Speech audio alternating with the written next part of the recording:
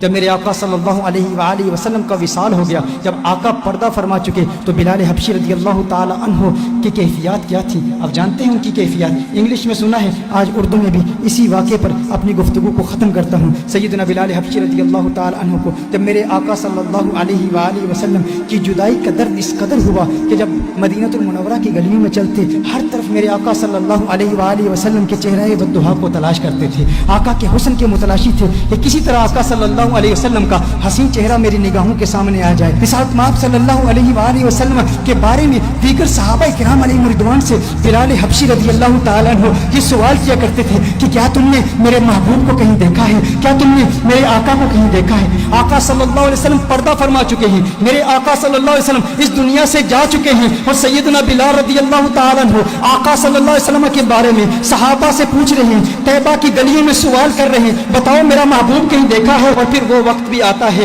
جب بلال حبشی رضی اللہ تعالیٰ عنہ مدینہ المنورہ کو چھوڑ کر ملک شام کے شہر حلب میں تشریف لے جاتے ہیں، کیونکہ طیبہ میں آقا کی یاد آتی ہے، طیبہ کی گلیاں آقا کی یاد دلاتی ہیں بلال حبشی رضی اللہ تعالیٰ عنہ کو۔ بلال حبشی ملک شام کے شہر حلب میں چلے جاتے ہیں، 1 سال حلب میں گزارتے ہیں، اور پھر ایک وقت ایسا آتا ہے قسمت انگڑائی لیتی ہے، مدینے والے کا دیدار کرتے ہیں، آقا خواب میں تشریف لاتے ہیں، خواب میں آ کے آقا بلال حبشی سے فرماتے ہیں، ہے میرے بلال میرے شہر کو کیوں چھوڑ دیا؟ ہے میرے بلال میری یاد نہیں آتی، مجھ سے ملنے کا جی نہیں کرتا، کیا تم مجھ سے ملنا نہیں چاہتا؟ بلال حبشی رضی اللہ تعالیٰ عنہ رات کے وقت آنکھ کھلتی ہے، بے چین ہو جاتے ہیں، فوراً بلال حبشی اٹھتے ہی اونٹی پر سوار ہو کے مدینہ المنورہ پہنچ جاتے ہیں، مدینہ المنورہ کے در و دیوار کو دیکھتے ہیں، آقا کو تلاش کر رہی ہیں بلال حبشی کی آنکھیں کہ آقا کہاں ہیں؟ خواب میں آ کے آقا نے بلایا تھا، پھر حجروں میں چلے جاتے ہیں، آقا کو تلاش کرتے ہیں، آقا نظر نہیں آ رہے، پھر بلال حبشی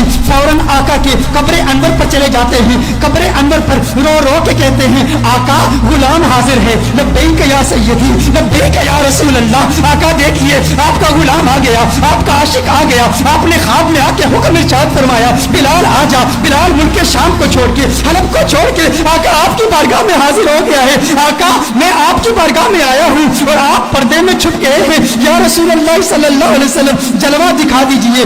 اس کے فوراً بعد ایک کیفیت طاری ہوتی ہے، ایسی وجدانی کیفیت طاری ہوتی ہے کہ بلال حبشی بے ہوش ہو کر گر پڑتے ہیں۔ بہت دیر کے بعد صحابہ کرام علیہم رضوان بلال حبشی کو اٹھا کر باہر لے جاتے ہیں، جب باہر لے جاتے ہیں بلال حبشی آنکھ کھولتے ہیں، اس وقت مدینہ المنورہ کی گلیوں میں ہر طرف شورا ہے، ہر طرف ایک ہی شور ہے، سنا ہے بلال حبشی لوٹ کے آ گئے ہیں، سنا ہے آقا کا غلام لوٹ کے آ گیا ہے۔ چشمے تصور سے تخیل باندھیے ان گھڑیوں کا کہ جب مدینے کے باسیوں نے بلال حبشی کی اذانیں سنی تھی، آقا کی موجودگی میں سنی تھی، ہر طرف ایک ہی چرچا ہے بلال حبشی آ گئے ہیں۔ اب لوگ چاہتے ہیں بلال حبشی کی زیارت کریں کہ آقا کے جانے کے بعد، آقا کے پردہ فرمانے کے بعد، آقا کی جدائی کے بعد بلال حبشی کو کسی نے دیکھا نہیں تھا، 1 سال کے بعد بلال حبشی واپس آئے، اب ہر شخص آتا ہے مسجد نبوی شریف میں بلال حبشی کا دیدار کرتا ہے، اور پھر صحابہ عرض کرتے ہیں، ہے بلال ذرا اپنی آواز تو سنا دیں۔ میرے بھائیو، جب انسان کو کسی سے پیار ہوتا ہے، جب انسان کو کسی سے محبت ہوتی ہے، اگر وہ محبوب دنیا سے چلا جائے تو اس کے محبوب کے بستر پر بھی پیار آتا ہے۔ میں اپنا بتاؤں، میری دادی کا انتقال ہو گیا ہے، میری دادی سے مجھے بہت پیار تھا، بہت محبت ہے، آج بھی گھر میں اگر دادی کی عمر کی بوڑھی عورتیں گھر میں آئیں، وہ جو دادی کے ساتھ باتیں کیا کرتی تھی، جو دادی کے ساتھ گفتگو کیا کرتی تھی، آج بھی اگر ہم ان عورتوں کی آوازیں سنیں، میں کمرے سے گزرتا ہوں تو رک جاتا ہوں، وہ آوازیں مجھے اچھی لگتی ہیں، کیونکہ وہ آوازیں مجھے میری دادی کی یاد دلاتی ہیں۔ یہ وہی عورتیں ہیں جو دادی سے کلام کیا کرتی تھی، دادی جن کمروں سے گزرتی تھی ان کمروں کو دیکھتا ہوں تو دادی کی یاد آتی ہے۔ اسی طرح جس سے انسان کو محبت ہوتی ہے تو محبوب کے دوستوں سے بھی پیار ہوتا ہے، ان کی آوازوں سے بھی پیار ہوتا ہے، وہ لمحے یاد آتے ہیں، وہ گھڑیاں یاد آتی ہیں، وہ ساتیں یاد آتی ہیں۔ صحابہ بلال حبشی کے پاس آئے، بلال حبشی سے کہتے ہیں، اے بلال حبشی آج وہ اذان تو سنا دے جو آقا کے دور میں سنایا کرتا تھا، اے بلال آج وہ اذان سنا دے۔ بلال حبشی کہتے ہیں، اے صحابہ میرے بس کی بات نہیں ہے، مجھ کو معاف کر دو، کیونکہ جب وہ اذان سناتا تھا جب اشہد ان محمد رسول اللہ صلی اللہ علیہ وسلم پڑھتا تھا، چہرہ والضحا میری نگاہوں کے سامنے ہوتا تھا۔ آج اگر اذان پڑھوں گا آقا کا چہرہ کیسے دیکھوں گا؟ آقا کا چہرہ نظر نہ آیا، میرے لیے ناقابل برداشت ہے، میں برداشت نہیں کر پاؤں گا۔ صحابہ نے کہا ایک ہی ترکیب ہے، ایک ہی طریقہ ہے، آج بلال کسی کی نہیں سنے گا، لیکن 2 شہزادے ایسے بھی ہیں جن سے آقا کو پیار ہے.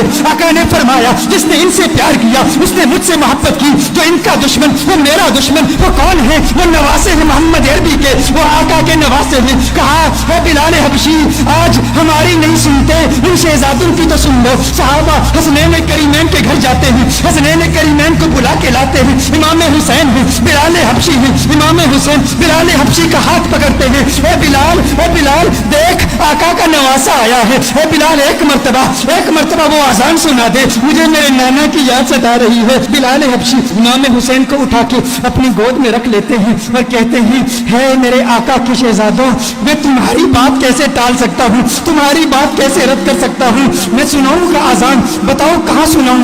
امام حسین بلال حبشی کے ہاتھ کو پکڑ کے فوراً مسجد میں لے جاتے ہیں. کہا اس مسجد کی چھت پہ کھڑے ہو کے آزان سناؤ. اب بلال حبشی آزان پڑھتے ہیں. طیبہ کی گلیوں میں بلال حبشی کی وہ آواز گونجتی ہے, اللہ اکبر اللہ اکبر اللہ اکبر اللہ اکبر, اشہد ان لا الہ الا اللہ اشہد ان لا الہ الا اللہ. مدینہ المنورہ کے بازاروں میں بلال حبشی کی آواز جب گونجتی ہے تو طیبہ کے مکین بچے, بزرگ, نوجوان, مرد, عورتیں سب کمروں سے باہر نکل آتے ہیں. یہ آواز ہمارے لیے آقا کی یاد تازہ کر رہی ہے. دیکھتے ہیں کہ بلال حبشی آ گئے تو ننھے بچے بھی اپنی ماں سے پوچھتے ہیں آقا کے مؤذن تو آگے, آقا کب آئیں گے.